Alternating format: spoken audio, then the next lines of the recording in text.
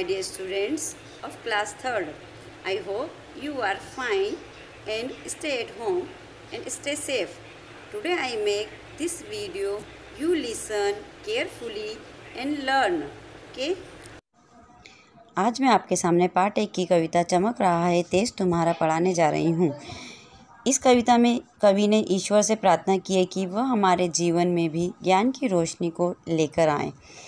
और इस कविता को मैं आपको समझाने से पहले इस चित्र को भी समझा रही हूँ।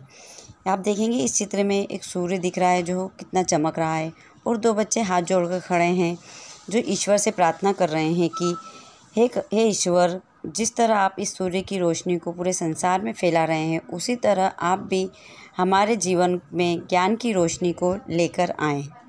तो आप सब जने इस कविता को ध्यान से सुनेंगे, देखेंगे, समझेंगे और याद करेंगे। इसके कवि हैं सोहनलाल द्विवेदी।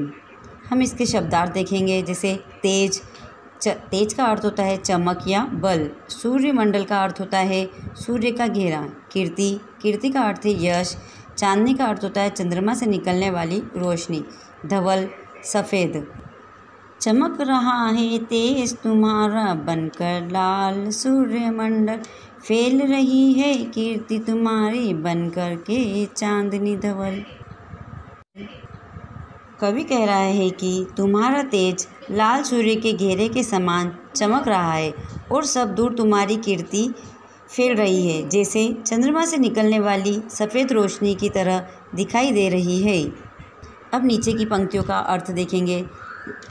श्रृंगार सजावट, अमल साफ, जल पानी, थल पृथ्वी। चमक रहे हैं लाखों तारे बन तेरा श्रृंगार अमल, चमक रही है किरण तुम्हारी चमक रहे हैं सब जल थल।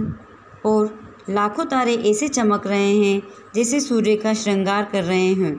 सूर्य की रोशनी से किरणें निकल रही है और जल और पृथ्वी सभी चमक रहे हैं। अब आगे की आखिरी 4 पंक्तियों का अर्थ देखेंगे। जग का अर्थ है संसार, जीवन का अर्थ है जिंदगी।